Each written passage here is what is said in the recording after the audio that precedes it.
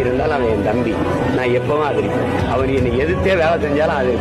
இரண்டும் இருந்தால் பேரை வாங்கலாம், பேரை வாங்கினால் ஊரை வாங்கலாம். ஊரை வாங்குவது.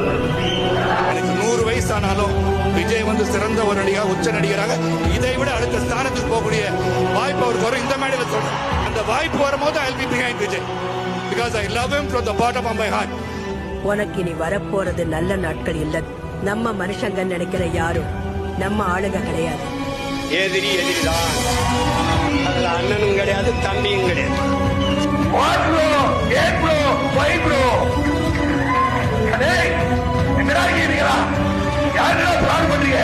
எத்தனையோ பல்ல வரும், மேடு வரும், அத்தனையும் தாண்டி அடிச்சு ஜெயிச்சு போயிட்டே இருக்கு. 2026லயும் இதேதான். அவர் ஜெயிப்பாரு. அதாவது 200 சீட்டுக்கு மேல வருவார் பாருங்க. அவர் நம்ம முதலமைச்சர். உடம்பெல்லாம் கண்ணோட நீ ஜாக்கிரதையா இருக்கணும்.